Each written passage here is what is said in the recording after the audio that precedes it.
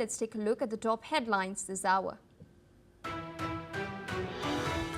Israeli Prime Minister Benjamin Netanyahu has told fellow world leaders at the United Nations that his nation must finish the job against Hamas in Gaza. He has stated that Western leaders may have buckled under pressure, but Israel will not.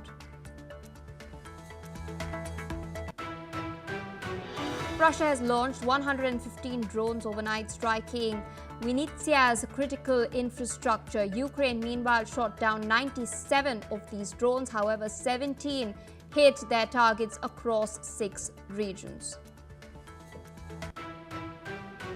US President Donald Trump has stated that he is close to forging a deal to end the war in Gaza and bring the hostages home as he prepares to meet Israeli Prime Minister Benjamin Netanyahu in the next 2 days.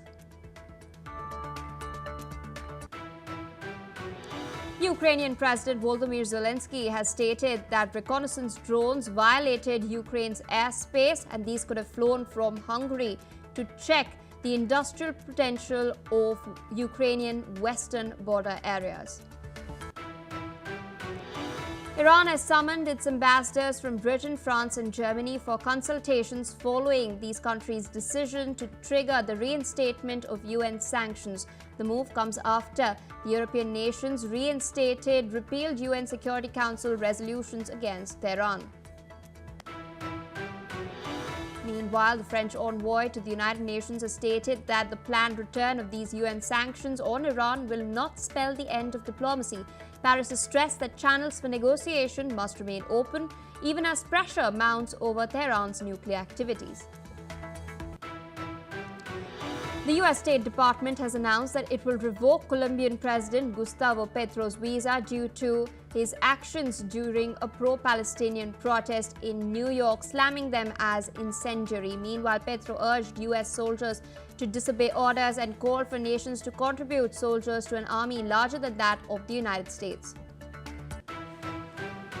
Venezuela's foreign minister has accused the United States of fabricating lies to justify a military buildup in the Caribbean and has warned that it is part of a campaign to force regime change in Caracas. Elon Musk has been named in newly released Jeffrey Epstein files alongside other prominent figures such as Bill Gates and Steve Bannon. The documents include a tentative itinerary for Musk's possible trip to Epstein's Island in 2014, though it remains unclear if the trip actually occurred.